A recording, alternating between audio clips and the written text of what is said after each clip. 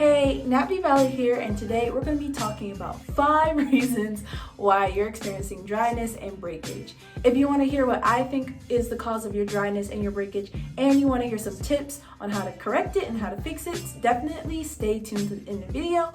Before we get into this video, I'm going to need you to do one thing. I'm going to need you to like and subscribe to my channel.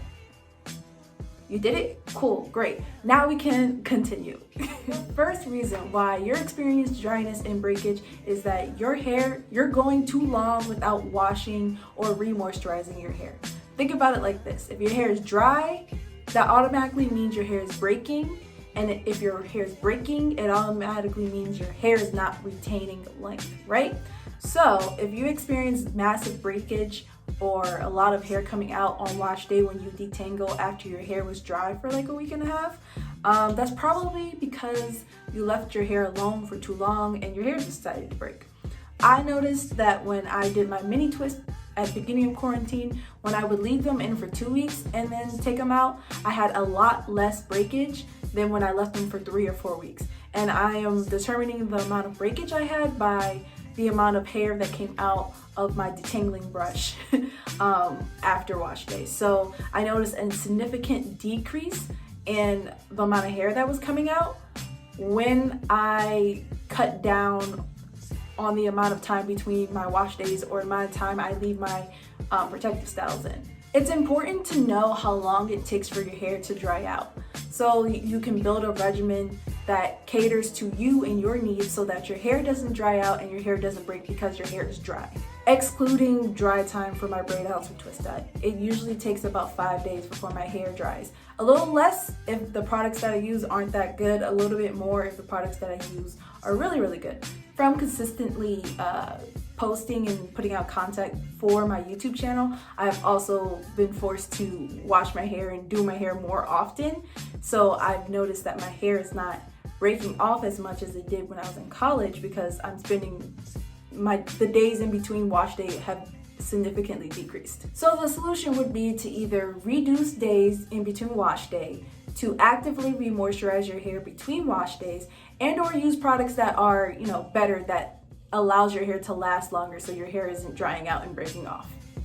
Second reason why you're experiencing excessive breakage is because you are experiencing product buildup. When you don't properly cleanse your scalp with a proper cleansing agent, you can experience this thing called product buildup. And that's basically when all the dirt, old products, environmental things, chemicals, whatever, are stuck on your hair strand, and because you're not properly cleansing your hair, they stay there. And so they create a film over the strand, not allowing anything to get in or out. So all the product, all the water, all the good stuff that your hair needs is not getting it because there's an excessive amount of product buildup on your strand that is blocking it. And what would that cause? It causes dryness. What does dryness cause? Breakage. So this is why we don't want to not properly cleanse our scalp, because of this thing called product buildup. Now, I know, it has been drilled into you that sulfates are bad, and I'm here to tell you that is not true. Sulfates are not bad. There's a caveat with that, but sulfates are not bad. Do we necessarily need the very intense sulfates that they put in white people conditioners and white people shampoos? Not necessarily. But to completely eradicate sulfates from your hair care regimen, I don't think it's a good idea. And there's many other people who don't think it's a good idea. Yeah, I personally cleanse my scalp with like black people shampoo once a week. I have to cleanse my scalp once a week. I can't do that co-wash thing because my scalp will literally itch on fire because I'm experiencing product buildup. Now, I'm even considering buying like white people shampoo to get the little extra kick, get the extra strength sulfates to see if that like works better so I don't experience as much product buildup as quickly. Like, it's just something I'm thinking about. But yeah, like, try to incorporate sulfates into your hair regimen. So you don't necessarily have to be like me and buy a and use a clarifying shampoo every week. You don't necessarily have to do that, but you need to incorporate it somewhere. It can be once every other week, once a month, once every 3 weeks, but whatever it is for you, that's okay, but it just needs to be there at some point. So yeah, I'm sorry that the natural hair community lied to you and said to only use co-washes or conditioners. I'm sorry, but we know better now and we're not doing that anymore. Cool, great, awesome. The third reason why you're experiencing dryness and breakage is because you need to trim your ends. I know this kind of sounds weird, but when when your hair is dry, when your hair is damaged, when your hair is breaking off, the first parts of your hair that's going to be affected by it is your ends. And so by trimming your ends, you're kind of like stopping the damage from like going higher and higher on the hair strand. It's like just cutting off the bad seed, the bad apple, before it can affect the other apples or the other seeds, right?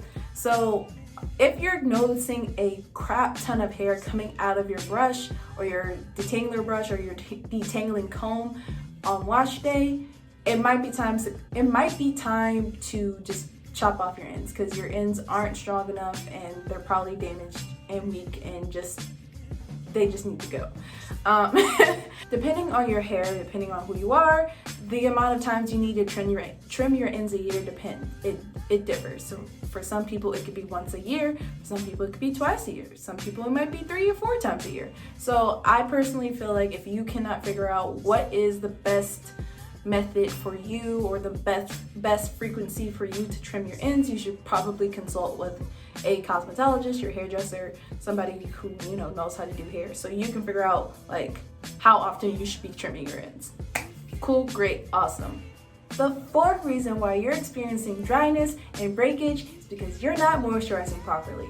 I know that's a given, but like I said at the beginning of the video, if your hair is dry, your hair is breaking, and then you have no length retention, right? Cool. I know moisturizing your hair is a really difficult thing for a lot of naturals. It's like the hardest thing, but the most important thing you gotta get down. So I don't know what's going on for everybody's individual case, but I do have some tricks, some hacks for people if they're noticing that like no matter what they do, nothing is working. So specifically for people who have low porosity hair, it's very important to use heat to get the product and the moisture into your hair strand. Whether that's applying your leave-in in the shower, that is what I do, or using warm, I personally use hot, don't come for me, using warm or hot water while you're styling. So like putting in a spray bottle, warm or hot water, spraying the water on your hair, and then adding the cream or gel or whatever you're using.